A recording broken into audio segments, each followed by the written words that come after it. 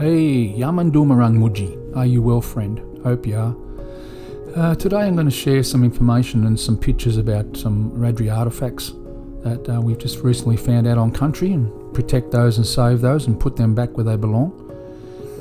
Things like badly damaged grinding plates, which you'll see here. The smooth surface is part of a larger plate that's been badly damaged.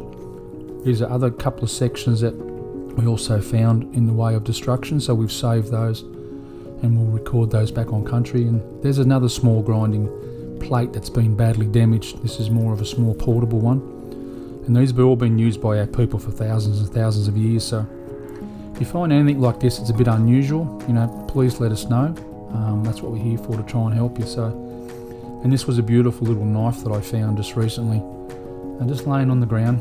People walk over, think it's just a small stone, a small walang, but you can see the work that's gone into it to make that very sharp. And that's also been badly damaged by ploughs and whatever else has happened to it, people driving over it. So these things are hugely important to us, hugely important to Australians, and hugely important to the world, and we need to protect these and record these as best we can.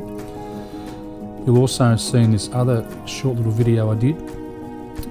There's also a grinding stone that I found, which has got a dip in it. It's got a lot of old fungus in there. This is a very old walang, very old rock.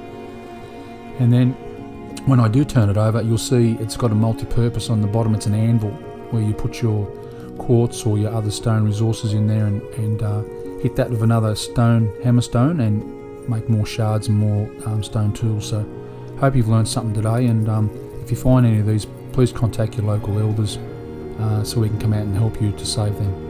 Guwingal, safe travels.